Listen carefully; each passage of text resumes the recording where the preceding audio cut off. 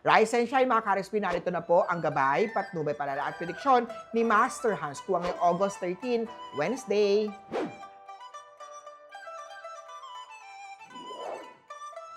Simulan natin sa mga pinanganak ng Year of the Rat. Hindi mo kailangan ipaglaban ang taong ayaw sa'yo. Minsan, ang pagtanggap ang unang hakbang para sa tunay na kaligayahan.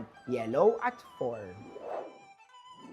Kay Year of the Ox naman tayo, magandang araw para magbenta ng pre-love items. Bukod sa dagdag ipon, nakakatulong pa to sa sustainability.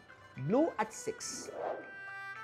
Kay Tiger naman tayo, iwas sugal at bigla ang gastos.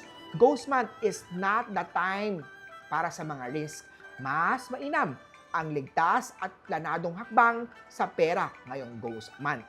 White at 2.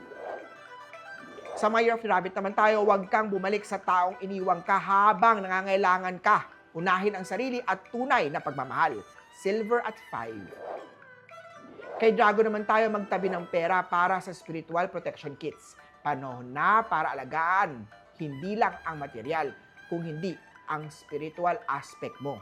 Green at 1. Kay Snake naman tayo, kung hindi kanya pinapahalagahan, iwan mo na siya bago ka tuluyang masira. Mahalaga ang respeto sa sarili para sa tunay na kaligayahan. Tan at 9. Sa horse naman tayo, may mga taong talagang darating para sa buhay mo para turuan ka at hindi para manatili.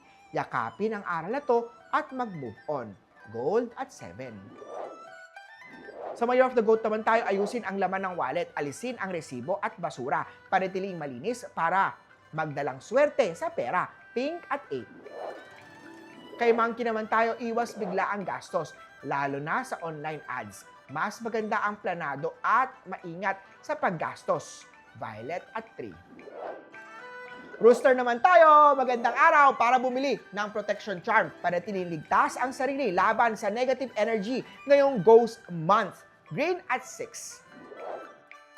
Kay Dog naman tayo, huwag umutang kung alam mo na wala namang pambayad yan. Panatilihin ang pagiging responsible sa pera para hindi lumaki ang problema. Beige at 4. Kay Year of the Pig naman tayo, maghanda ng budget para sa spiritual needs at cleansing items. Mahalaga ang pag-alaga sa sarili at kaluluwa o spirit ngayong Ghost Month. Cream at 5. Muli po, ito po yung mga gabay, patnubay, palala at prediction lamang ni Master Hans Kua. Nasa inyong mga kamay, nasa lalay ang inyong tagumpay. Kaya always be positive at i-claim ang mga swerte, mga ka-RSP.